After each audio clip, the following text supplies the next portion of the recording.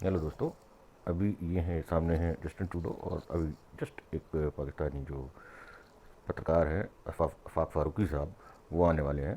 हालांकि वो अपने आप को जो है वो अमेरिकन पाकिस्तानी कहते हैं, पर मुझे किसी भी लिहाज से नहीं लगता कि वो अमेरिकन है। ये उनकी बातों से लग जाएगा और मैं आज इनकी हर बात का जो है वो जवाब दूंगा, क्योंकि ये जो है वो हर बात इंडिया और कनाडा के बीच जो टसल चल रही है उस बारे में कह रहे हैं, और देखते हैं कि इनकी जो है वो जहनीत कैसी है।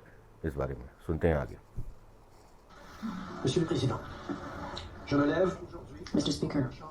अस्सलाम वालेकुम। आफाक फारूकी नए प्रोग्राम के साथ आपके सामने हूँ। दो बड़ी अहम खबरें हैं, आज उन्हीं पे डिस्कस करेंगे। बीच में जो छोटी छोटी सी चीज़ें हैं वो भी शामिल करते रहेंगे। एक तो आपने सुन लिया होगा कि कनाडा ने उठकर छोटा सा पत्थर नहीं, पूरा पहाड़ भारत की खुशहाली सलामती बालादस्ती की खाप पर दे मारा है। ध्यान रखिएगा, पूरा पहाड़ दे मारा है कनाडा ने भारत की खुशहाली पर। ये है ये अमेरिकन पाकिस्तानी। आगे सुनते हैं कि ये अमेरिकन पाकिस्तानी क्या सोचते हैं इंडिया के बारे में। हालांकि ये जर्नलिस्ट हैं बहुत बड़े। और पूरी भारतीय हुकूमत इस वक्त उस पत्थर के तले नीचे दबी हुई सिसक रही है, तड़प रही है, और जवाबी तौर पर तहम्मुल का मुजाहरा करने के बजाय संगीन तरीन कनाडा पर इल्ज़ाम लगा रही है। दबी हुई है, कुचल गई है और सिसक रही है भारतीय पूरी, क्योंकि कनाडा के एक जाट से क्या कहते हैं कंट्री के उसने जो है वो इल्ज़ाम लगा दिया इंडिया पर। चलिए आगे सुनते हैं। जिस पर अमेरिका ने शदीद तशवीश का इजहार किया है और पूरी दुनिया में खलबली पड़ गई है। पूरी दुनिया में, ध्यान रखिएगा, इन्होंने कहा पूरी दुनिया में खलबली पड़ गई है साहब इस बात की। मेरे इंडियन दोस्तों को बहुत बुरा लगेगा, मगर कहा था, बताया था, समझाया था कि इन्होंने कहा था, इन्होंने समझाया था। तो इंडिया जो है अपनी फॉरेन पॉलिसी और अपनी इंटरनल पॉलिसी जो है वो इन साहब के कहने पर बदल ले, क्योंकि इन्होंने समझाया था। आगे चलें। ये ह्यूमन राइट्स, इनके इनकी इक्वलिटी से आप मज़े तो लेंगे दुनिया में, शोर तो डालेंगे, तकब्बुर गुरूर का तो मुजाहरा करेंगे और बताएंगे कि किस किस बड़ी कॉरपोरेशन का, मल्टी नेशनल कॉरपोरेशन का अमेरिका में और बरतानिया में हमारा इंडियन सीईओ है, और बरतानिया का रशीद सोनेक हमारा सपूत, बरतानिया का अंग्रेज़ का वज़ीर आज़म है। मगर अपने मुल्क में ये राइट नहीं देंगे, ना उसे समझेंगे, और बल्कि चिल्ला चिल्ला कर कहेंगे कि हम भारत को इस सदी में मुकम्मल हिंदू बना देंगे। बहुत बढ़िया पॉइंट। इनको पता नहीं कि किस एजेंसी ने जाके बोल दिया इंडिया की हिंदू भी, किसी अथॉरिटेटिव आरएसएस ने बोल दिया, विश्व हिंदू परिषद ने बोल दिया, शिवसेना ने बोल दिया, और तो कोई वैसे ऐसा कोई प्रो हिंदू तरह की चीज़ ही नहीं है। कहाँ से ऐसा जो है वो स्टेटमेंट आ गया कि भारत को पूरा हिंदू बनाना है, नंबर एक। नंबर दो कि अभी इन्होंने कहा कि इंडिया जो है वो भारत के सपूत वो है, उसके बारे में गाना गा रहा है। तो क्यों ना गाए भाई, इंडियन डायस्पोरा है वो अब कम काम कर रहा है। लेकिन इनकी परेशानी ये है कि ये अभी भी इस सेंचुरी में भी ये समझते हैं कि इंडिया जो है वो इसी काम में जो है वो इंटरेस्टेड रहता है कि पूरे इंडिया को हिंदू बनाना है। ठीक है, अब ये इसी इन्हीं ऐसे लोगों को तो पाकिस्तानी कहा जाता है फिर। बहुत पहले से समझा रहे थे, बताने वाले बता रहे थे कि मर्सी हो इजिप्ट का या मोदी हो, ह्यूमन राइट्स की जहाँ बात आएगी, ये आज की दुनिया में सारी जंग ह्यूमन राइट्स की है। ह्यूमन राइट्स की बात कर रहे हैं। अभी पिछले हफ्ते इनके यहाँ जो है वो करीब करीब 25 से 30 चर्च जला दिए गए, और कम से कम 300 से 350 क्रिश्चियनों के मकान। उस पर कनाडा नहीं बोल रहा, उस पर अमेरिका नहीं बोल रहा एज सच। तो इंडिया पे इसलिए बोल देगा कि जस्टिन ट्रूडो जो है वो अपनी जो है वहाँ पर पार्लियामेंट में जो है रोने लगे, और रो इसलिए क्योंकि उनका ह्यूमिलेशन हुआ था। ह्यूमिलेशन हुआ था, सुनी तो बात ये भी है कि जस्टिन ट्रूडो के प्लेन और ये सब जो है इसलिए कॉन्फिस्केट कर लिए गए थे क्योंकि उसमें से जो है वो स्नेफर डॉग ने जो है वो कोकेन सूंघा था। खैर चलिए, अब ये तो र्यूमर्स ही हैं, चलते हैं आगे, इनकी बात सुने। इंसान सब बराबर है, कोई मुसलमान हो, हिंदू हो, क्रिश्चियन हो, सिख हो, ईसाई हो, यहूदी हो। इंसान सब बराबर कर रहे हैं, और इनके खुद के मुल्क में जो है वो गैर मुसलमान जो है वो किसी बड़े ओहदे तक पे नहीं हो सकता, और ये इनके जो है वो उसमें लिखा हुआ है कॉन्स्टिट्यूशन में। और कोई बुद्ध हो, जैन हो, या किसी भी मज़हब का मानने वाला, पारसी हो, कोई आतिश परस्त तो कहीं से भी हो, कि लेन देन देखो अपने आपस में, ये देखो कौन किसको कितनी तकलीफ पहुंचाता है, या कितनी मोहब्बत करता है, और कितनी सुलहजुई है, कितना रहम है उसके सीने वाह में। वाह, इनको कितना रहम है। इससे हटके इंसानियत कोई चीज़ नहीं है, और ये दुनिया इसी बुनियाद पर आगे बढ़ सकती है। अभी इनकी इंसानियत इस देखें बुनियाद पे यार। नहीं कि तुम हिंदू हो तो हम तुम्हें मार देंगे, और हम मुसलमान हैं तो तुम हमें मार दोगे। ज़िंदगी ऐसे आगे नहीं बढ़ेगी, इस पर बात करेंगे। इस पर क्या बात करेंगे। आप तो खुद जो है वो हिंदुओं से नफरत आपके मुंह से जो है वो कूट कूट के निकल रही है हिंदुस्तान के नाम पर और मोदी के नाम पर। और पाक भारत ताल्लुकात के हवाले से एक मखसूस लॉबी बड़े पैमाने पर सरगर्म हो चुकी है और हर बात की तान एक बात पर टूटती है कि अगर ये ताल्लुकात न हुए तो सब कुछ खत्म हो जाएगा। नहीं तो वो लॉबी के इंडिया में बैठी है, वो लॉबी तो आप ही ने बनाई है ना, आपकी बाजवा की डॉक्टराइन है ये, उससे पहले आपकी नवाज शरीफ की डॉक्टराइन थी ये। और ये जो कुछ भी है उसी का करिश्मा है कि ये ताल्लुकात नहीं थे, बिल्कुल दुरुस्त है ये। मगर हर चीज़ का वक्त होता है, टाइम होता है कि हमने 75 साल गलतियाँ की हैं तो उनका लाला एक लम्हे में या एक दिन में नहीं हो जाएगा। कि वो भारत जो इस वक्त पूरी मुहिम चला रहा है, पाकिस्तान के ख़िलाफ़ हमले की धमकियाँ दे रहा है आज़ाद कश्मीर पर और तमाशा लगा रहा है। वैसे ऑफिशियली किसने धमकी दे दी? देखिए छोटे नेता तो आपके यहाँ भी हैं, तो आपके यहाँ जो है वो कहते शेख रशीद ने भी कहा कि हम आपके एटम बम गिरा देंगे पापाओं के लोग के, तो उसको किसी ने इंडिया में सीरियसली लिया क्या? पता नहीं क्या इनकी परेशानी है, लगता है बाइपोलर डिसऑर्डर की मरीज है। मस्खर उड़ा रहा है। हम एक ऐसे वक्त में कि जब हमारी इकॉनमी भी डूबी हुई है और हम ज़मीन बोझ हैं, हमारे दरमियान तकसीम भी है, हम भारत से ताल्लुकात के लिए इतने उतावले हो जाएं, इतने पागल हो जाएं कि हम पहले ही ज़मीन बोझ हैं, वो हमें ज़मीन में गाड़ दे और उसकी शराइत के ऊपर सब कुछ हो, ये तो मुझे इनको मुमकिन नहीं लग रहा। पर उठावले भी तो आप ही हो, कोई दूसरा तो नहीं है ना।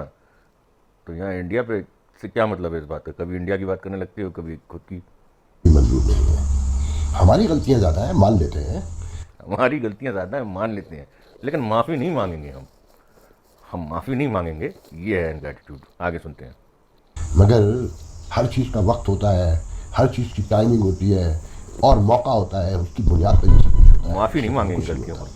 तो साथ ही जिक्र करने का आपने सुना होगा कि शेख रशीद साहब अरेस्ट हो गए और उनके साथ में उनके भतीजे। तो हम इस मुल्क के एक बहुत बड़े दानिशमंद ने मुझे मैसेज भेजा कि क्या खौफनाक इस्टेब्लिशमेंट हरकतें कर रही है।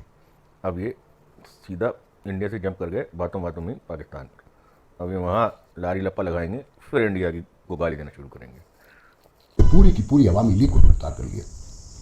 देखने में तो चक्कर से आया कि पूरी की पूरी, फिर समझ में आया कि भतीजा शेख रशीद ही तो है इस पार्टी में, तो पूरी पार्टी अंदर कर दी। बस याद रखें, जो भी इस वक्त इस्टेब्लिशमेंट की मुखालफत कर रहा है और उस इमरान का साथ दे रहा है और इमरान डूस का साथ दे रहा है, जिन्होंने इस रियासत को और इस फौज को, जो इस मुल्क की सलामती बका की आखिरी निशानी बची है, गलतियाँ उसी की है, सब अपने मुंह से मानते हैं, वो कहते हैं। और हम उन पहले लोगों में शामिल हैं जो पहले दिन से कहते हैं, जब से होश संभाला है, कि ये आपको भुगतना पड़ेगा। और आज वो वक्त आ गया है कि ट्विटर खोलिए, सोशल मीडिया कहीं से खोलिए, कभी सोचा भी नहीं था कि ऐसे। लेकिन आज भी इतने डरपोक है कि नाम नहीं रहे, आप कह रहे हैं, बोल नहीं पा रहे, आज भी इतने डरपोक हैं कि फौज का नाम ले लेंगे। ऐसे तबर्रे पढ़े जाएंगे, ऐसी ऐसी मुगलजात बकी जाएंगी और ऐसी ऐसी घटिया बातें की जाएंगी कि पूरी रियासत को टका टोकरी करके रख दिया। और उन लोगों ने कर दिया है जो पहले इस इस्टेब्लिशमेंट के कंधे से कंधा मिलाए खड़े थे और उनकी आंखें बंद थीं और कान भी बंद थे और उनका नाक भी बंद था। ना उन्हें कोई बदबू जाती थी, ना कोई दर्दनाक आवाज़ सुनाई देती थी और ना कोई खौफनाक मंजर करते रहेंगे। और ये एक माइंड सेट के साथ एक ही बात करते थे कि वो जो कहते हैं। तो बहरहाल, तो पहले हम आते हैं मोदी पर कि भारत की तरक्की, खुशहाली पर आज बराह रास्त हमला वेस्टर्न वर्ल्ड से हो गया। और आपकी आंखों में चमक जो है वो बहुत जो है वो साफ दिख रही है। आगे चलें। जिसकी बुनियाद या बारिश का पहला खतरा जिसे कहते हैं, या पहला हमला हमारे प्रेसिडेंट बाइडन ने वियतनाम में रखा था, बहुत ही नाइसली, बहुत humbly, very softly, very elegantly and sophisticatedly, कि बहुत जैसे वो मरंजा मरंज बोलते हैं कि मैंने भारत में मोदी को कहा है, बताया है कि ह्यूमन राइट्स की, सिविल सोसाइटी की, फ्रीडम ऑफ प्रेस की और फ्रीडम ऑफ एक्सप्रेशन की क्या इंपॉर्टेंस है। इसीलिए पिछले हफ्ते जो है वो आपके यहाँ जो है वो एक इंडियन बच्ची स्टूडेंट को कार से किल करके, कार से वो करके और हंस रहे थे आपके यहाँ पुलिस वाले ह्यूमन राइट्स के लिए। ये अमेरिका में हुआ है पिछले हफ्ते की बात, कि उसके बगैर कोई मुल्क तरक्की नहीं करता। तो आज और रही बात ह्यूमन राइट्स की, तो इनको ज़रा कोई समझा दे कि भाई ह्यूमन राइट्स का जो है वो डंडा लेके तो अमेरिका जो है पूरे वर्ल्ड में जो घूमता रहता है, और अपने चेले को क्यों नहीं बोलेगा? भैया वर्ल्ड अफेयर्स ऐसे ही चलते हैं, इसी को जो है वो स्टेट क्राफ्ट कहते हैं। काश ये उसमें कुछ पढ़ लेते। आज पार्लियामेंट में खड़े होकर जस्टिन ट्रूडो ने कह दिया कि हमारे यहाँ जो सिख लीडर हरदीप सिंह नजरा का मर्डर हुआ, उसमें हमें एविडेंस मिले हैं, और स्ट्रॉन्ग एविडेंस हमारी एजेंसियों ने दिए हैं कि भारत और उसकी एजेंसियां मुलविस हैं। बिल्कुल गलत, बिल्कुल गलत और बिल्कुल झूठ। जो एग्जैक्ट वर्ड हैं जस्टिन ट्रूडो के वो ये हैं कि कैनेडियन सिक्योरिटी एजेंसीज ने जो एक्टिवली परस्यू कर रही थी क्रेडिबल एलिगेशंस को ऑफ पोटेंशियल लिंक, पोटेंशियल फिर ध्यान दें, एलिगेशन और पोटेंशियल पे, कि actively pursuing credible allegations of potential link between agencies of government of India. इसमें दो वर्ड सबसे ज़्यादा इंपॉर्टेंट हैं, वो हमेशा याद रखें कि credible allegations and potential links.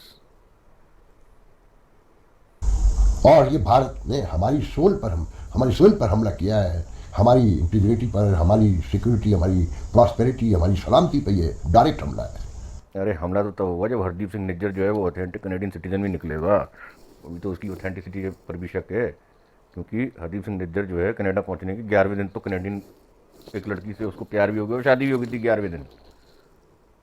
तो भाई इतना फास्ट काम जो है जब होता है तो फिर वहाँ तो कनेडियन एजेंसी ने भी उसको जो है वो क्या कहते हैं सिटीजनशिप देने से मना कर दिया था और बहुत दिनों वो करता रहा। ठीक है, ये देखिए 100 चीज़ें होती हैं, आपको पढ़ना लिखना पड़ेगा उसके लिए, आप ऐसा नहीं कि कुछ भी बोलते रहें।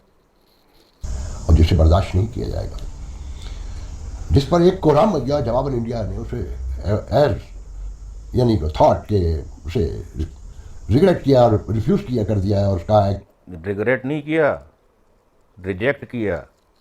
अंग्रेज़ी इतने साल अमेरिका में रहकर भी अंग्रेज़ी नहीं सीख पाया हजूर।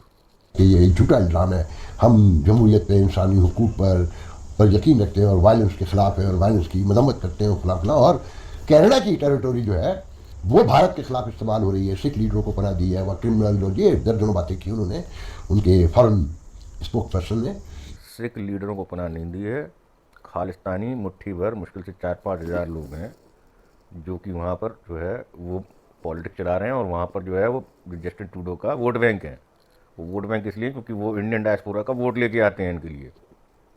ये कोalition गवर्नमेंट है ट्रूडो की, जानते आप सब हैं, पर ये मानेंगे नहीं। फिर साथ में अमेरिका के एक बहुत नामवर बड़े नेशनल सिक्योरिटी पॉलिसी एडवाइज़र और इंडो पैसिफिक पॉलिसी के एक्सपर्ट जो है डेरिक ग्रॉसमैन, बहुत से लोगों ने नाम सुना होगा। ये CIA को, प्रेसिडेंट वाइट हाउस को मुख्तलिफ टाइमिंग में सिक्योरिटी इश्यूज़ पर अपनी एक्सपर्टीज़ देते रहते हैं और अपना थॉट शेयर करते रहते हैं। कि रैंड कॉर्पोरेशन के स्कॉलर हैं, इस वक्त साउथ कैरोलिना यूनिवर्सिटी में पढ़ाते रहे हैं या आप भी पढ़ा रहे हैं, वो रिसेंटली तो मैंने नहीं देखा है। तो उन्होंने कहा कि इंडिया यकीन रखता है कि पाकिस्तान की तरह कनाडा भी भारत के खिलाफ दहशतगर्दों की आमाजगाह है और उसके लिए इस्तेमाल होता है। इंडिया यकीन नहीं रखता, इंडिया के पास एविडेंस हैं इस बात के। वो ऐसे हैं कि आज से पहले जब एक इंडियन एयरलाइंस का एक पूरा का पूरा प्लेन जो था ना, इसमें 350 लोग बैठे थे, जिसमें मैक्सिमम कनेडियन इंडियंस थे, उनको बॉम्ब से उड़ा दिया गया था, आई गेस पे अटलांटिक ओशन में। तो ये एविडेंसेस हैं और वो बाद में जो है वो मिलजुल के पता चला था कि ये खालिस्तानी मूवमेंट के उसमें है। ये लेट 80s की बात है। तब से लेकर आज तक जो है अरे बॉम्बिंग हो रही थी। जापान में फट गया था, एक बॉम्ब जापान में फटा था प्लेन में इंडियन एयरलाइंस के। तो वो एविडेंस कहाँ जाएंगे भाई। और उन्होंने भारतीय फॉरेन ऑफिस के स्पोक्स पर्सन का बयान जो मुस्तरद किया है कनाडा के वर्जन को, वो शेयर भी किया है ट्विटर पर, which is very symbolic and very strange and shocking too. तो मैं हैरानी से उसे पढ़ रहा था। तो वो बात यह है कि मोदी साहब आपको मोदी साहब से क्या मतलब हुई इस बारे में? खैर चलिए, बोलिए। मोदी को पाकिस्तानियों को मोदी से गजब नफरत है यार, चाहे कहीं के भी हों, चाहे जितने पढ़े लिखे हों। कितने अरसे से समझाया जा रहा था कि ये पॉसिबल नहीं है कि आप इस पर खुश हो, तालियां बजाएं कि अमेरिका में हम छा गए हैं, हमारे लोग छा गए हैं और बरतानिया में भी हम छा गए हैं, मगर आप अपने मुल्क में दूसरी अक्सरियतों को जीने ही ना दें। आप जैसे सूरज के मुसलमान तो नाक में दम किए बैठे हैं इंडिया में, आप कह रहे हैं जीने ही ना दें। हर शहर का, कम से कम नॉर्थ इंडिया के भी, इवन साउथ इंडिया में भी, हर शहर का सबसे बड़ा डॉन जो है वो आपकी कम्युनिटी का है हुजूर। और डॉन मतलब होता है गुंडा। बोले अब नकेल कसी जा रही है इसलिए तकलीफ हो रही है। उनका सांस लेना दोबर कर दें और बार बार ऐलान करवाएं अपने लोगों से कि ये हिंदू मुल्क है, हिंदू रहेगा। इसकी शनाख्त जो थी सेकुलरिज्म से वो आप ख़त्म कर देंगे, मिटा देंगे। और ऐसे वायलेंस जो होते हैं वहाँ, खुद का मुल्क जो है वो नॉन सेकुलर है, इस्लामिक पाकिस्तान है, ठीक है ना, इस्लामिक रिपब्लिक ऑफ पाकिस्तान, वो नॉन सेकुलर है। और इंडिया को ज़बरदस्ती जो है वो जो जानबूझ के जो है वो कहते हैं कि भाई सेकुलर बनो। भाई हर आदमी घर में सेकुलर थोड़ी ना होता है, घर के बाहर हर आदमी सेकुलर है इंडिया में, और घर के अंदर हर आदमी जो है वो कम्युनल है, और उसको कम्युनल ही रहने दीजिए, उसको अपना अपना रिलीजन फॉलो करने दीजिए प्लीज़। और यही फ्रीडम है, इसी को सेकुलरिज्म कहते हैं। स्टेट की, स्टेट सेकुलर होते हैं, लोग नहीं। और स्टेट ने कभी नहीं बोला कि जो है मुसलमान को ख़त्म कर दो और हिंदू को पूरे इंडिया में फैला दो। ये आप झूठ बोलते हैं और आपको शर्मिंदा होना चाहिए इस बात से। कोई एविडेंस नहीं है, कोई स्टेटमेंट नहीं दे पाओगे आप किसी भी बड़े कहते ऑथेंटिक इंडियन किसी भी पॉलिटिशियन का। उसकी मरम्मत से भी इनकार कर देंगे और G20 भी करवा लेंगे और दुनिया आपके आगे झुकती चली जाएगी। बार बार बताया था कि नहीं, ऐसा नहीं है। ये सब आपको घेरा जा रहा है और आप घिरते चले जा रहे हैं।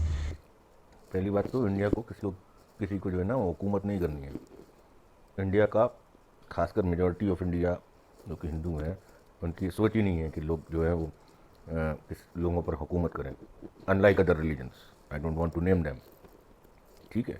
दूसरी बात कि हम घिरते चले जा रहे हैं, घेर तो रहे हैं आपके पाकिस्तान से लेकर और अमेरिका तक, घेर तो सब सारी कंट्री एक दूसरे को रहती हैं। और क्या आपको इतना भी एहसास नहीं है कि कोई भी कंट्री अगर जो है वो बड़ी होती जाएगी, उसके जो है वो पोटेंशियल साइज़ जो है हर लिहाज से अगर बड़ा होता जाएगा, तो दूसरी कंट्री जो है वो उसको चाहेगी कि घेरे। कौन जो है वो, भाई इसी को कहते हैं ना भाई फॉरेन पॉलिटिक्स। और ये सब कौन सी ऐसी कंट्री चाहेगी कि दूसरी कंट्री जो है वो बड़ी होती चली जाए साइज़ में? ये तो बेवकूफ़ी कर दी चाइना को बड़ा करके, आज भुगत रहा है पूरा वर्ल्ड। क्योंकि नारे लगाने वाली कौमें उनका कभी मुकाबला नहीं कर सकती, जो खामोशी से, गहराई और गिराई से काम करते हैं। इन्होंने ये कह दिया कि नारा लगाने वाली कौम है, जो कि इंडिया है, जो कि जनरली इनका कहना है हिंदुओं से है कि हिंदू जो है वो नारा लगाते रहते हैं, और इसलिए जो है वो जो चुपचाप लोग जो काम करते हैं वर्ल्ड में, वो जो है वो बहुत ज़्यादा वो एफिशिएंट हैं, और नारा लगाने वाले लोग बेवकूफ़ हैं। भाई ये तो बता दीजिए नारा लगाया क्या? ये सिर्फ जो है वो केवल इन हजूर का इल थॉट और गंदी जो है ना नफ़रत भरी सोच है, जो इन लोगों को बचपन से स्कूल से पढ़ाई जाती थी, और ये हजूर भी उससे बच नहीं पाए होंगे। क्योंकि जब इनके यहाँ स्कूल में छोटे छोटे बच्चों को ये सिखाया जाता है कि इंडिया दुश्मन, पाकिस्तान जिंदाबाद होना हो पर हिंदुस्तान मुर्दाबाद पहले हो, तो ऐसी सोच के साथ ये लोग बड़े होंगे, और इनके बच्चे और इनके बच्चों के बच्चे जब इस तरह से बड़े होंगे, तो फिर ऐसी प्रोडक्ट निकलती है। और यकीन मानिए कि ये प्रोडक्ट जो है वो हर लिहाज से नाहिल है, और हर लिहाज से जो है वो इन पर बस सिर्फ क्या कहते हैं शर्मिंदा ही हुआ जा सकता है ह्यूमैनिटी की तरफ से, और आई पिटी देम। और मौके की मुनासबत से बोलते हैं और मौके की मुनासबत से जवाब देते हैं और हमला करते हैं। तो आपने ज्वाइंट कम्युनिकेट तो नहीं करने दिया बाइडन को, और आपने जो जर्नलिस्टों के साथ वहाँ किया G20 पे, तो वहाँ ये जस्टिन ट्रूडो भी थे जिन ज्वाइंट इसलिए नहीं किया क्योंकि वहाँ पर बाइडन जो है वो अगर रशिया और उसके बारे में बोलती है, उसके लिए हम न्यूट्रल हैं, रशिया और यूक्रेन वार के लिए। अगर हम न्यूट्रल हैं तो फिर हम उसको किसी भी कंट्री को अलाउ नहीं करेंगे, भले ही वो अमेरिका क्यों ना हो। आपको इतनी बात समझ में नहीं आती क्या? इनके बारे में कहा, ये भी कहा जा रहा है कि आपने उनका जहाज वहाँ खराब कर दिया वापसी के मौके पर G20 में। और कहा तो ये भी जा रहा है कि उस जहाज में कोकेन मिली थी, ठीक है ना। और स्निफर डॉग जो है ना वो झूठ नहीं बोलते हैं। स्निफर डॉग्स ने जो है वो चिन्हित किया था वहाँ पर, अब शायद इनकी हो या इनके बेटे की या किसी और स्टाफ की। जैसे कि चाइना के एक बैग था जो कि बहुत ज़्यादा क्या कहते हैं सस्पिशियस था, उसको ताज होटल में आने से ताज होटल वालों ने मना कर दिया था। जैसे तैसे जो है वो डिप्लोमेटिक वो लेके डिप्लोमेटिक फ़ायदा लेके और ये लोग कमरे में ले गए थे, तो इंडिया ने जो है वो 10 मतलब ताज होटल के लोगों ने 10 स्टाफ वहाँ पे लगा दिए थे।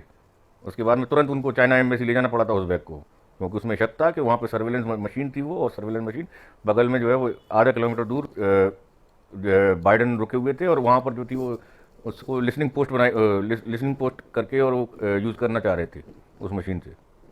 कहने को तो बहुत चीज़ें हैं साहब, ड्रग से लेकर और सर्वेलेंस मशीन तक। और उन्हें हालांकि जर्मनी से नया जहाज फौरन आ सकता था, मगर आपने कहा कि नहीं, यहीं दूर होगी। और जिस तरह वो आपसे ठंडे अंदाज में मिले, वो भी एक तारीख है जिनको मालूम है, जो बहुत पढ़ते हैं, देखते हैं, सुनते हैं। बहुत पढ़ते नहीं है, आम आदमी को भी समझ में आता है। जब सन की कनाडा के सन अखबार में जो है ना पोस्ट निकली कि मोदी कह रहा है कि this way out, get out, समझिए, जब इंडिया का प्राइम मिनिस्टर किसी दूसरे प्राइम मिनिस्टर को गेट आउट बोले तो उसका मतलब जो है ये नहीं समझिए कि उसने कंकड़ फेंक दिया, पत्थर फेंक दिया या पहाड़ फेंक दिया, उसको गेट आउट कर दिया साहब। और आप जो है वो इस तरह की बात कर रहे, कमाल है कि कनाडा जो है वो खुदा हो गया जैसे। मुझे सबको पता है आप खुशी से पागल हो रहे थे कि आप कश्मीर पर हमला करने जा रहे थे। आप पे हमला हो चुका है, यकीन माने। आए थे वो करीमा बलूच पर भी पाकिस्तान पे।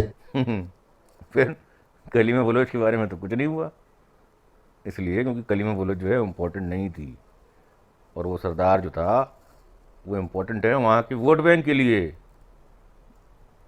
इल्जाम लगे थे ना कि कनाडा में उनका मर्डर हुआ था, मगर कैनेडियन गवर्नमेंट ने एक लफ्ज नहीं कहा पाकिस्तान के हवाले से, कोई इल्जाम नहीं लगाया। पूरी इन्वेस्टिगेशन के बाद ये करार दिया कि एक लोकल मर्डर था, एक डोमेस्टिक वायलेंस था। और डोमेस्टिक वायलेंस था, इसलिए जो वो महिला थी जो कलीमा बलोच थी, वो उसका बैग जो है वो गार्डन में मिला, और उसके बाद जो है वो जो है उसकी लाश जो है वो उसके आधे किलोमीटर आगे जो है वो पानी में मिली। डोमेस्टिक वायलेंस कहाँ से होगा, यही समझाने में इनकी जो है ना वो बखिया उधड़ जाएगी। ये झूठ बोल रहे हैं, इनको कोई इन्फॉर्मेशन नहीं है, ये पढ़ते लिखते नहीं है। आप पर पार्लियामेंट में खड़े होकर इतना बड़ा इल्जाम ऐसे नहीं लगा दिया। और ये भी ध्यान में रखें, जस्टिन ट्रूडो, कनाडा, ये सब ध्यान में लाइए, ये अमेरिका का बैकयार्ड कहलाता है। ऐसे नहीं लगा दिया होगा, कंसल्टेशन की होगी, गुफ्तगू हुई होगी, नेगोशिएशन। एग्जैक्टली वही तो आप समझ में आया आपको कि अगर अमेरिका का बैकयार्ड है, अगर कुछ इल्ज़ाम लगा रहा है, अमेरिका नहीं चाहेगा ना कि इंडिया जो है वो दूसरा चाइना बन जाए। क्यों चाहेगा, कोई भी और कंट्री क्यों चाहेगी पावरफुल। पर ये तो फिर इंडिया की वो है औकात कि अगर कर सकेगा तो कर लेगा, नहीं कर सकेगा तो रह जाएगा, राइट। हुई होगी, तय हुआ होगा कि कब बोलना है, कैसे बोलना है, कितना बोलना है, कहाँ खड़े होकर बोलना है। तो ये सारी चीज़ें आपके इलेक्शन पे भी सवालिया निशान है। जब तक इलेक्शन होंगे ये मामला कहाँ तक जाएगा और कहाँ कहाँ से इल्जाम आएंगे। रशीद श्रोनिक लास्ट G20 में आके कहें कि यार my wife from the Bangalore and we enjoy the food and we went Delhi and things like that something. Hindu है इसलिए तो नहीं ऋषि टोंक से भी नफरत हो गई इनको, क्योंकि बड़ा अफसोस है ऐसे लोगों पर यार। चलो ठीक है, मैं उम्मीद करता हूँ किसी दिन ये सुन लें खुद हुजूर तो बड़ा अच्छा लगेगा मुझे। रशीद श्रोनिक साहब, आपको खूब पता है कि आप बरतानिया के प्राइम मिनिस्टर, वहाँ के ह्यूमन राइट्स की बालादस्ती के बाइस है। वरना आप क्या हिंदुस्तान में तो कोई बन के दिखा देना, या पाकिस्तान में बन के दिखा देना, कोई दूसरी कौमियत का, कोई दूसरे मजहब का बंदा। या पाकिस्तान में प्राइम मिनिस्टर वो भी हिंदू, शर्म नहीं आती बोलते हुए। आपके कॉन्स्टिट्यूशन में लिखा है कि कोई हिंदू प्राइम मिनिस्टर नहीं बन सकता पाकिस्तान का। कोई दूसरे फिरके का बंदा, कि जैसे ये एक सुन्नी स्टेट कहलाती है। जब तक इंसान जहाँ जहाँ बराबर है वहीं ये हक मिलता है, वरना आप कोई एक्स्ट्रा ऑर्डनरी नहीं है। और हिंदुस्तान में जो कुछ भी हो रहा है वो अमेरिका में भी लोग सोच रहे होंगे, जो मुकामी लोग हैं जो सदियों से रहते हैं, और बरतानिया में भी, कि इनके यहाँ तो जीने नहीं दे रहे। हम इन्हें अपने सरों पर भी नहीं बिठाते, बल्कि इनके आगे सर झुकाते भी हैं, इनकी बात को भी सुनते हैं। हमारी बड़ी बड़ी कंपनियां भी यही चलाएंगे, क्यों हमारे यहाँ बाज हो गई है माएँ, या काल पड़ गया है, कोई कहता। अरे मांझ नहीं पड़ी भाई, पढ़ाई लिखाई का निज़ाम जो है वो ख़राब हो गया है आपके यहाँ। आप अपने खुद के बच्चों को देख लें और उसी बराबर में इंडियन किसी भी बच्चे को देख लें जो इंडिया से पढ़ के आया, समझ में आ जाएगा डिफरेंस। आपके बच्चे तो अमेरिका में पढ़े ना, देख लीजिएगा, आपका बॉस ही होगा वो आपके बच्चों का, वही बराबरी का बच्चा। इसलिए नहीं कि वो इंडिया में पढ़ा और वो वैल्यूज़ होती हैं जो इंडिया में सिखाई जाती हैं, वो वैल्यूज़ पाकिस्तानियों में हो ही नहीं सकती, या फिर उनको एथियस्ट होना पड़ेगा। आ गया है जो वहीं से लेकर आने हैं। मोदी साहब, आप अपनी सोच को, और आपकी पार्टी अपनी सोच को प्रिवेल करवाने के लिए इंडियन के साथ जाति कर रही है। सबसे बड़ा डायस्पोरा है, आपका मालूम है ना आपको। 18 मिलियन लोग तो डाटा पे होते हैं। दुनिया की सबसे बड़ी ओवरसीज कम्युनिटी रहती है आपकी। चाइना आपसे बड़ा है, मगर वो भी आपसे आधा है ऑलमोस्ट, उसकी जो ओवरसीज पॉपुलेशन है। तो आप अपने साथ, अपने तफाखुर के लिए और अपने एजेंडे के लिए और अपने इक़्तिदार के लिए आम इंडियन के साथ ज्यादती कर रहे हैं।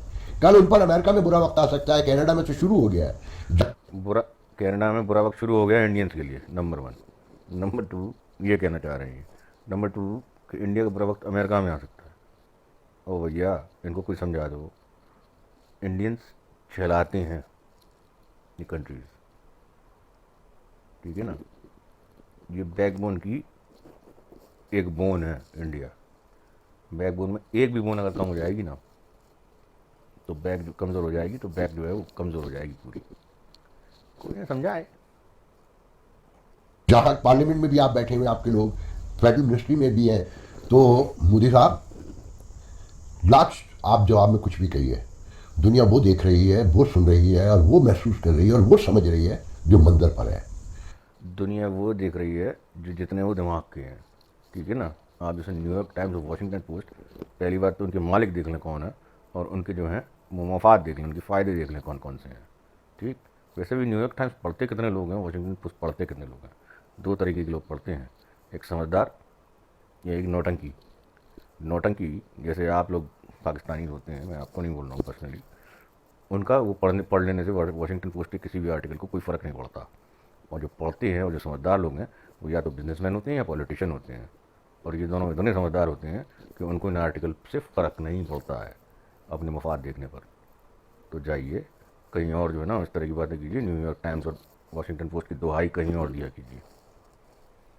कि हिंदुस्तान में जो कुछ भी हो रहा है, देखें वक्त, देखें कि आपका इलेक्शन करीब है, आप वो पाकिस्तान को डरा रहे हैं, आपका मीडिया, आप और आपके लोग, कि जनाब स्ट्राइक करने जा रहे हैं आज़ाद कश्मीर पर, और 370 से लेकर एक पूरा किस्सा है, मैं उसे अब क्या दोहराऊं। आपके लिए बेहतर ये है कि रियलाइज़ करें और बाकायदा प्रूव करें इस पूरे की जो इल्ज़ाम लगाए हैं कनाडा ने, उसकी तहकीकात करके मंजर पे लेकर आएँ, लोगों को सजाएं दें, तो शायद जान छूट जाए। अदरवाइज जैसे पाकिस्तान ने जो है वो पूरे क्या कहते 26/11 को बॉम्बे हमला को पूरी इन्वेस्टिगेट करा के और वो किया। शर्म नहीं आती आप लोगों को? शर्म आनी चाहिए। ये कहानी शुरू हुई है, ये यहाँ रुकेगी नहीं। और मैं यकीन से ये बात कहता हूँ कि इलेक्शन आपके आने तक जाने क्या होगा, दुनिया को ये हिंदुस्तान मंजूर नहीं है। ये दुनिया को हिंदुस्तान मंजूर नहीं है, मुझे मालूम है दुनिया को हो ना हो, आपको तो मंजूर नहीं है, आपको पाकिस्तान को भी मंजूर नहीं है। ये मुझे पूरा का पूरा जो है वो गारंटी है इस बात की। और उससे इम्पोर्टेंट बात ये है कि भाई मोदी को गिराने के लिए क्यों नहीं होगी, जॉर्ज सोरोस सब पूरा का पूरा टूल किट है उसका, कितने बड़े बड़े एजेंसीज हैं वो लगी हुई हैं, इसी तरह मोदी जो है वो गिर जाए। इसलिए क्योंकि जो इंडिया में जो कंसिस्टेंसी है, भले ही मोदी अच्छा हो बुरा हो वो सेकेंडरी बात है, लेकिन जो कंसिस्टेंसी है इंडिया की वो टूट जाए। ये आपको एहसास नहीं है, जिस दिन आपको एहसास होगा, लेकिन ये हर इंडियन को एहसास है कि इंडिया में कंसिस्टेंसी बनी हुई है और इस कंसिस्टेंसी को टूटना नहीं चाहिए। चाहे जितने जो है ना बिलियन डॉलर, जॉर्ज सोरोस ने तो $2 बिलियन छोड़ दिए थे ना बाजार में ओपनली। ये तो ओपन है मार्केट में बात कि जो मोदी को हराएगा वो 2 बिलियन जो है वो मैं खर्चा करने को तैयार हूँ। आप भी उनमें से 2-4 हज़ार डॉलर पाने वाले लोग हैं, आपको खुद एहसास नहीं है इस बात का। ये हिंदुस्तान, मौजूद हिंदुस्तान, भारत जिसे आप कहते हैं, ये इंडिया पूरी दुनिया की तरक्की, खुशहाली, अमन के लिए खतरा बनता जा रहा है। इंडिया जो है वो दुनिया की तरक्की के लिए ख़तरा बनता जा रहा है। चाइना नहीं है, अमेरिका नहीं है, पाकिस्तान तो है ही नहीं, यहाँ पर सारे दुनिया के एक्सट्रीमिस्ट बैठे हुए हैं, कोई नहीं है।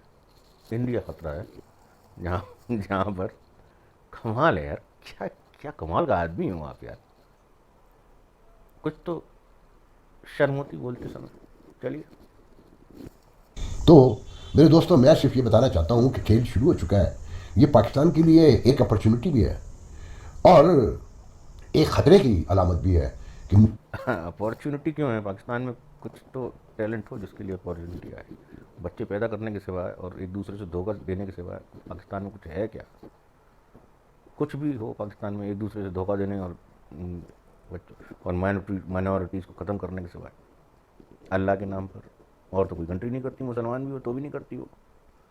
आपने तो ख़त्म करती है अपनी माइनॉरिटीज़, शर्म भी नहीं आती। और फिर बोल रहे हैं कि पाकिस्तान पर जो हमला हो जाएगा, हरकतें करेंगे तो हमला होगा। कितने दिनों से इंडिया बोल रहा है कि भाई ये फालतू टेररिज्म बंद कीजिए।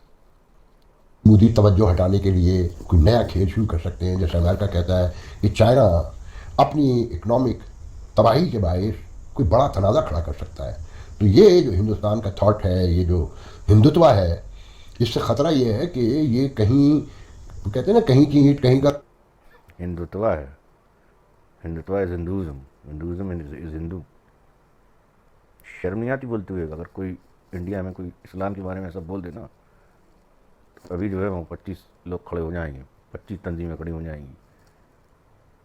100 सिटीज़ में जो है ना वो धरने शुरू हो जाएंगे किसी ने इस्लाम के बारे में कुछ बोल दिया, और आप इतने ब्लेटेंटली और इतने शीपिशली ये बोल के निकल जाते हैं कि ये हिंदुत्व जो है वो बुरा है। हिंदुत्व इज़ हिंदुज़म, वो हमारा धर्म है। करोड़ा तो कहीं के मसाइल कहीं जैसे है कि वेस्टर्न वर्ल्ड के मीडिया में शोर पड़ा हुआ है इनके खिलाफ बड़े पैमाने पर, और ये सारी गुफ्तगू पाकिस्तान पे करते हैं। ये बनने जा रहे हैं सुपर पावर, मगर इनकी डोमेस्टिक पॉलिटिक्स से लेकर इनकी इंटरनेशनल पॉलिटिक्स, इनकी फॉरेन पॉलिसी घूमती पाकिस्तान की गिरदी है। पहली बात कि अभी अगर 3-4 दिन पुराना जो है वो फॉरेन मिनिस्टर का इंटरव्यू देखना, उसमें एक लफ्ज़ पाकिस्तान का आया तो उन्होंने पास कर दिया था क्वेश्चन। तो इसलिए तो ये समझ लीजिए कि हमें पाकिस्तान से कोई मतलब नहीं। We have started ignoring Pakistan, not even mentioning Pakistan.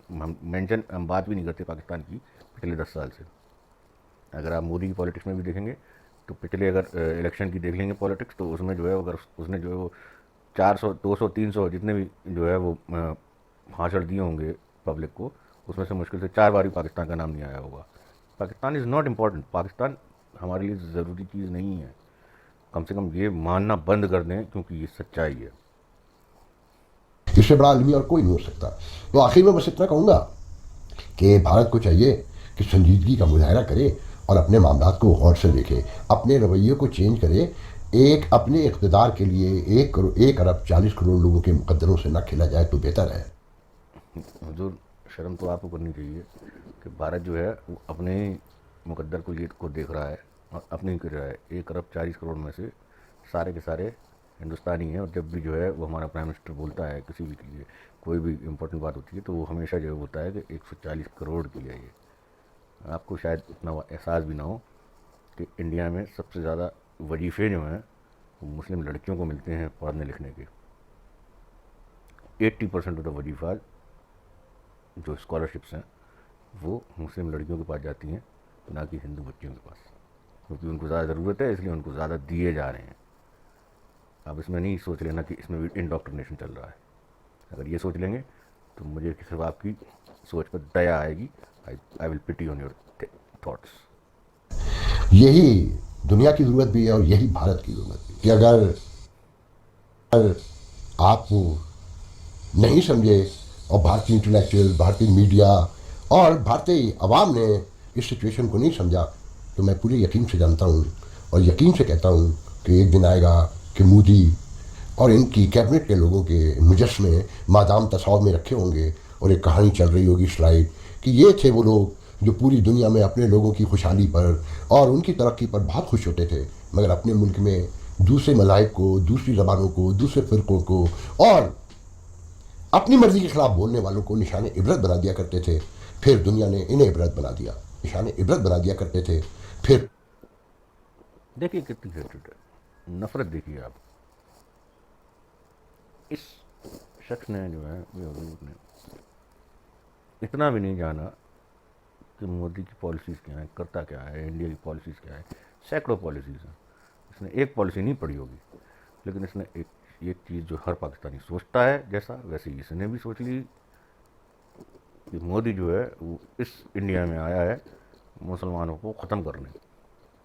Ultimately इसका ये था लास्ट वर्ड, और ये सोचते हुए इसने ये सोच लिया और इसने मान लिया खुद से, क्योंकि इसकी कंट्री मानती है, क्योंकि इसके लोग मानते हैं, क्योंकि इसके लोग मानने वाले इंडिया में भी बैठे हुए हैं, जिसमें मेजॉरिटी मुस्लिम्स हैं। तो भाई मोदी जो है चीज़ें तो सस्ती कर रहा है, पर वोट मैं उसको नहीं दूंगा। उसने हमारी बेटी को वजीफ़ा तो दे दिया, पर वोट मैं उसको नहीं दूंगा।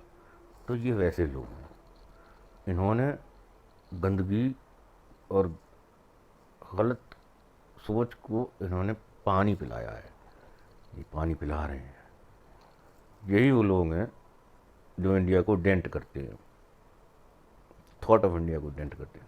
कभी मोदी के नाम पे कर देंगे, दूसरा आ जाएगा उसके नाम पे भी वही करेंगे, लेकिन ये थॉट ऑफ इंडिया की जो इंडिया की कंसिस्टेंसी है, जो इंडिया की वो है लगातार ऊंचे बढ़ने की सोच, उससे ये मन ही मन इतने जलते हैं कि इनके मुंह पे आ जाता है। और ऐसा आता है कि चाहे अमेरिकन हो, जैसे ये खुद जनाब, चाहे कोई हो, ये बाज नहीं आने वाले।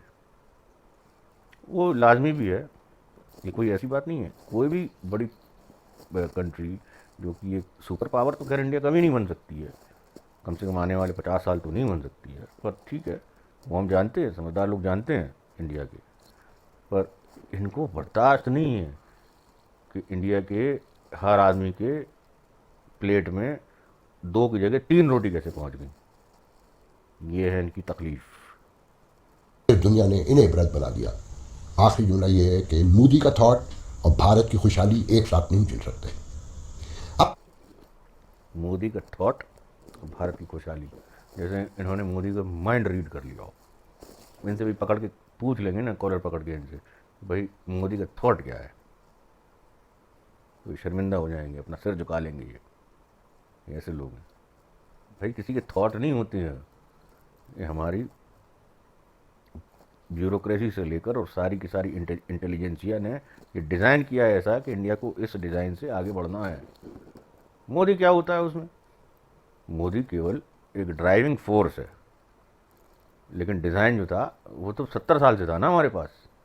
वो डिज़ाइन को, अच्छा डिज़ाइन उठाना और अच्छे डिज़ाइन को इम्प्लीमेंट करना, ये मोदी का काम था। उसने बेहतरीन किया। अब आपको चिड़ इस बात से है कि एक ऐसा आदमी आ गया जो इतनी तेज़ी से इम्प्लीमेंट करता है चीज़ें कि हर 2 महीने में, 1 महीने में जो है वो नई पॉलिसी आ जाती है, नई चीज़ आ जाती है। अब वो तो अगर किसी आदमी ने, अगर कोई इतना स्मार्ट है कि भले वो कितना भी पढ़ा लिखा हो या ना हो, भाई बिल गेट्स भी तो जो है वो सबसे बड़ी कंपनी का मालिक है वर्ल्ड की, और कॉलेज ड्रॉप आउट है। तो स्मार्ट लोग कभी कभी मिल जाते हैं किसी कंट्री को, तो मैं तो सेलिब्रेट करूँगा ना अपनी कंट्री के लिए।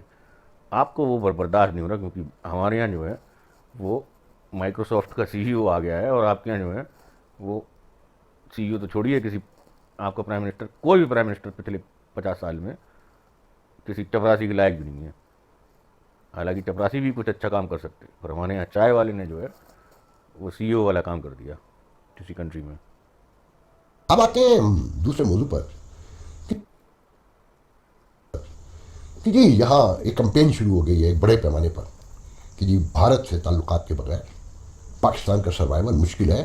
कि फिर हवाले दिए जा रहे हैं वही कि ताइवान कहाँ पहुँच गया, हांगकांग कहाँ पहुँच गया, चाइना हमारे बाद कहाँ पहुँच गया, एमिरेट्स कहाँ पहुँच गया, सऊदी अरब कहाँ पहुँच गया, मलेशिया, सिंगापुर, सबके हवाले देकर, और भारत कहाँ पहुँच गया। और हमने अपने मुल्क को सिक्योरिटी स्टेट बनाकर और दहशत गर्दी से लेकर हर चीज़ में सब कुछ तबाह हो गया।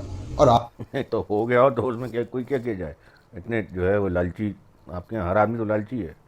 वो हसन निसार कहता था ना कि हर आदमी की हाथ जो है वो दूसरे आदमी की बगल वाले की जेब में है। तो ऐसा हसन निसार आपके यहाँ का इंटेलेक्चुअल है, वो कहता था, उसको फिर रिजेक्ट कर दीजिए। आज हम रुपए के लिए तलाश में घूमते हैं पूरी दुनिया में। हमारी कोई औकात नहीं है। जो हमसे पहले नज़रें नीचे करके बात करते थे, नज़रें उठाकर बात करते हैं। तो हमसे पहले कौन, किसने नज़रें नीची करके बात करी भाई?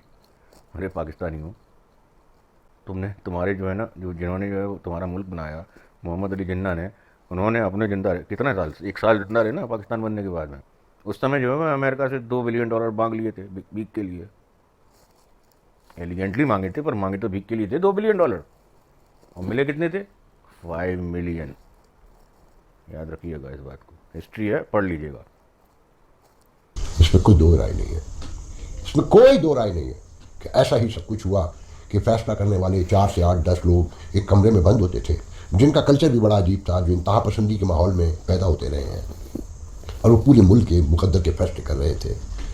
तो उसके नताइज तो आने थे। आज जो कुछ हो रहा है, जो पीटीआई कर रही है, देखें जो फौज के हवाले से इस मुल्क में बातें हो रही हैं या इंटरनेशनली की जा रही हैं या इंसाफी है अमेरिका से लेकर पूरी दुनिया में इस वक्त कर रहे हैं, उसमें खुश तो पीपल्स पार्टी वाले, मुस्लिम लीग यूनियन वाले भी, और MKM भी है, और मौलाना फजल PDM की सारी यानी अंदर से तो खुश है ना कि दीवार से ये लगाते थे, आज खुद दीवार से लग रहे हैं। अबे बेवकूफ़ हो, पाकिस्तानियों कह रहा हूँ आपको नहीं, पर ये देखो कि कौन सी बड़ी पार्टी को तुम लोगों ने जिंदा रहने दिया।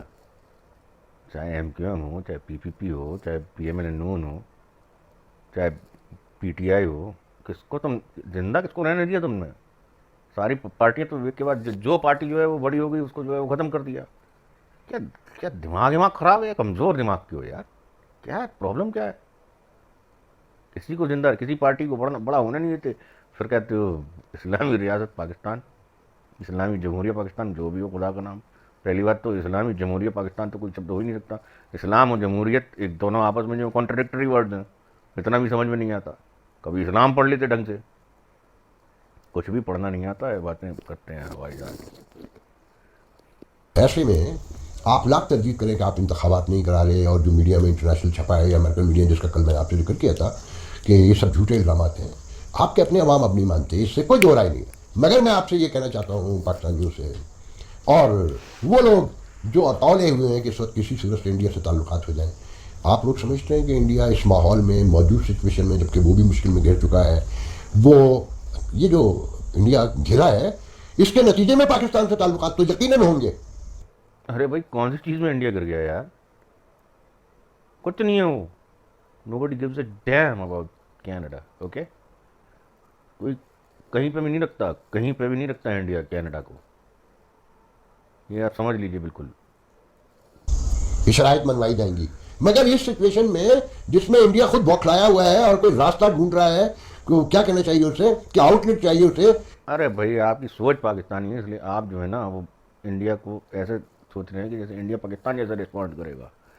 आप समझिए कि इंडिया जो है वो इंडिया है, ठीक है। फिफ्थ लार्जेस्ट इकॉनमी, जो थर्ड लार्जेस्ट बन जाएगी अभी 2-4-5 साल में। और वो जो है वो कनाडा को जो है उसके जो एलिगेशन से बौखला गया है। कमाल करते हैं आप भी, ज़रूर थोड़े से होश के नाखून लीजिए।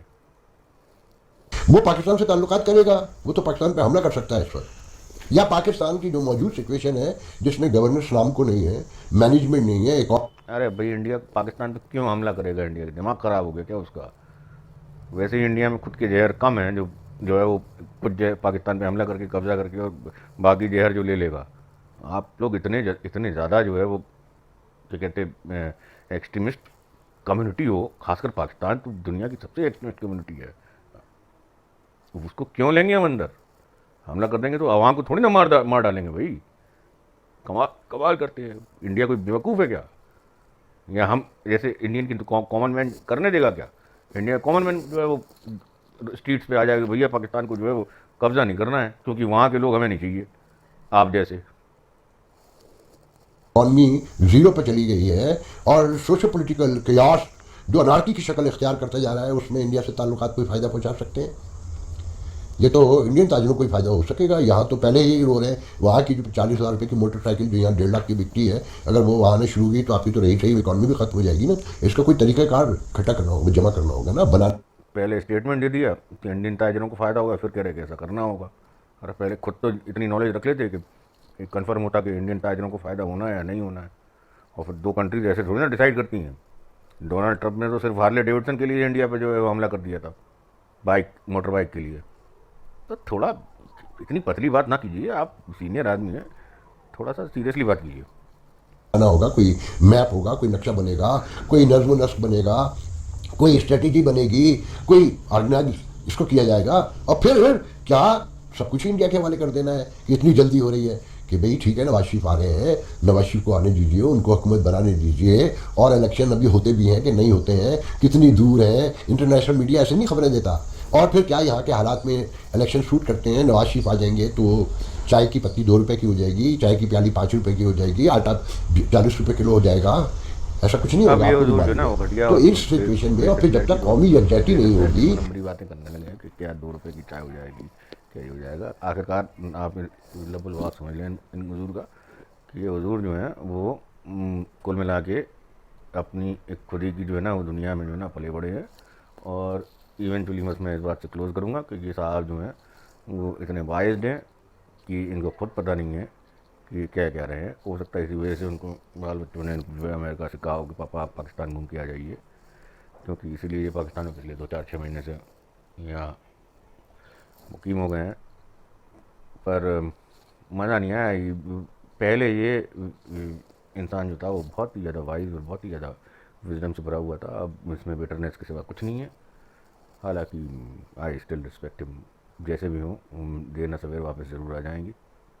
और मैं इनके लिए विश करता हूँ कि ये थोड़ी सी पाकिस्तानी डॉक्टर से तो नहीं पर किसी इंडियन अच्छे डॉक्टर सलाह लें। बाइपोलर डिसऑर्डर एक कोई ऐसी बीमारी नहीं है कि जिसका इलाज ना हो पाए, और इसका इलाज जो है वो बहुत ही आसान होता है और वो बड़ी आसानी से हो जाता है। Thank you. आफाक फारूकी साहब, अगर आप सुन रहे हैं तो माफ़ कीजिएगा, पर मैं आपको बहुत लाइक करता हूँ और मैं आपको इस तरह मैंने कोशिश की है कि मैं कोई भी इनअप्रोप्रिएट वर्ड्स ना बोलूँ आपके लिए। Thank you. Good night everybody.